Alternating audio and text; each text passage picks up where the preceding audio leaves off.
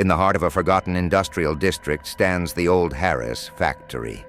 Once a thriving textile mill, it now lies abandoned, its machines silent, its workers long gone. But at night, when the world is asleep, the factory comes alive with the echoes of the past, and something far more sinister, welcome to Cosmos World. Dive into spine-chilling, scary stories and real-life mysteries that will haunt your dreams. From paranormal encounters to unsolved crimes, our weekly uploads are crafted to keep you on the edge of your seat. Subscribe for more thrilling tales and join our community of horror enthusiasts. Tom was new to town, and the midnight shift at the old Harris factory seemed like easy money. All he had to do was watch over an empty building, a job too good to pass up. But Tom didn't know the history of this place, or the tragedies that had occurred within these walls. As the hours dragged on, strange things began to happen. Flickering lights, shadows where there shouldn't be any, and the feeling that someone, or something, was watching him. The factory was a maze of rusted machines and forgotten memories. As Tom made his rounds, the air grew thick with tension, and the darkness seemed to close in around him. And then in the distance, he heard it, the faint sound of machinery starting up. A machine that had been silent for decades suddenly roared to life, its gears turning as if powered by some unseen force. But what truly chilled Tom to the bone were the footsteps, soft, deliberate, and coming closer. Tom wasn't alone.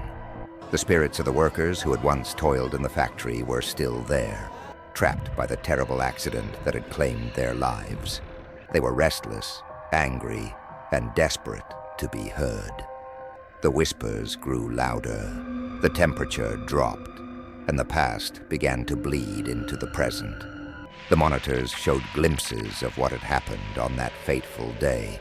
The fire, the panic, the workers trapped inside with no escape. The fire that consumed the old Harris factory was no accident. Tom discovered that it was caused by negligence, a decision by the factory owner to ignore safety concerns in order to meet a production deadline. The workers had no warning, no chance to escape. And it wasn't just an ordinary fire. It was an inferno, fueled by chemicals stored improperly, turning the factory into a death trap. 47 men and women lost their lives that day.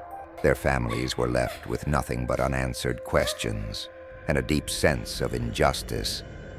Tom realized that the spirits haunting the factory were those of the workers, trapped in the place where they met their tragic end.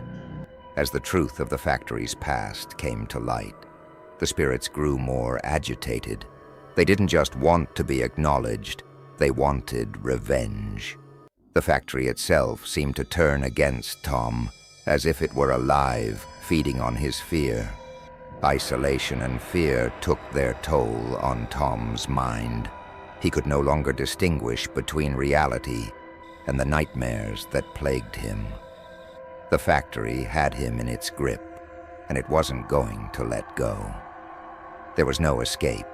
The factory had become a prison, and Tom its newest inmate.